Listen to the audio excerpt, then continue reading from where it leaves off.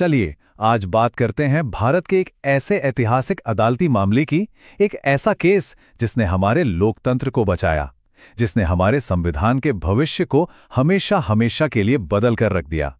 जी हां, हम बात कर रहे हैं केशवानंद भारती केस की। सोचिए, ये सब शुरू कहां से हुआ? एक सीधे से लेकिन बहुत ही गहरे सवाल से। सवाल ये था कि क्या हमारी संसद, क्या उसके पास इतनी शक्ति हो सकती है कि वो हमारे संविधान को ही बदल दे? मतलब उस किताब को ही बदल दे जो खुद संसद को शक्ति देती है। कितना बड़ा सवाल है ना? तो चलिए कहानी के पहले अध्याय में चलते हैं। एक साधु बनाम राज्य। ये बात है साल 1970 की। केरल में एक मठ था और उसके प्रमुख थे स्वामी केशवानंद भारती। उन्होंने सरकार के एक कानून को अदालत में चुनौती दे दी। क्यों? क्योंकि ये कानून उनके मठ की जमीन के मैनेजमेंट से जुड़े अधिकारों पर असर डाल रहा था। अब देखे, ऊपर ऊपर से तो ये मामला बस जमीन के एक छोटे से टुकड़े का लग रहा था, है ना? लेकिन असल में इसके पीछे एक बहुत बहुत बड़ा सवाल छुपा हुआ था।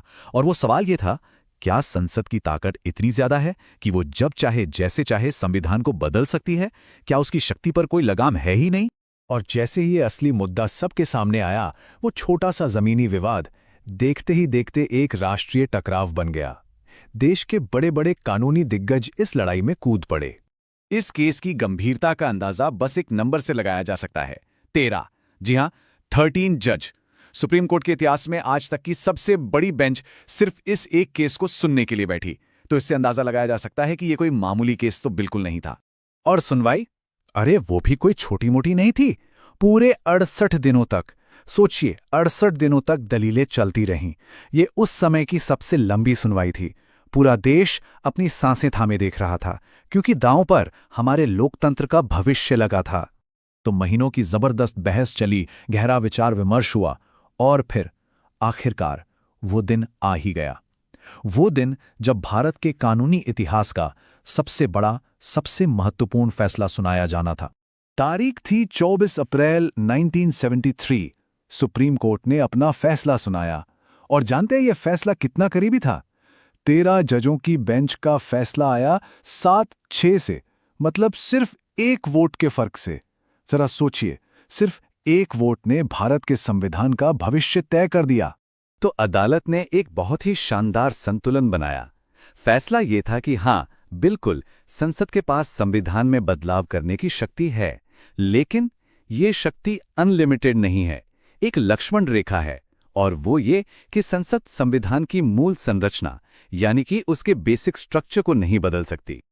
और यहीं से जन्म हुआ मूल ढांचा सिद्धांत का, जिसे बेसिक स्ट्रक्चर डॉक्ट्राइन भी कहते हैं। अब इसका मतलब क्या है? सीधा सा मतलब ये है कि हमारे संविधान की कुछ बुनियादें हैं, कुछ नींव के पत्थर हैं, जो इतने जरूरी हैं कि कोई भी सरकार उन्हें हिला नहीं सकती, उन्हें छू नहीं सकती। जैसे कि लोकतंत्र, कानून का शासन, नागरिकों के मौलिक अधिकार, ये सब हमारे संविधान की आत्मा है।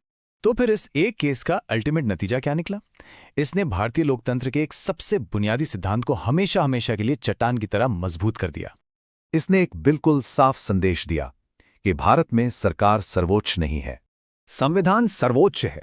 और इसी के साथ केशवानंद भारती केस ने यह बात हमेशा के लिए तय कर दी, भारत में कोई भी, चाहे कोई इंसान हो या कोई संस्था, संविधान से ऊपर नहीं है। सबसे ऊपर है हमारा संविधान, जो इस देश और इसके लोगों की हमेशा रक्षा करता है।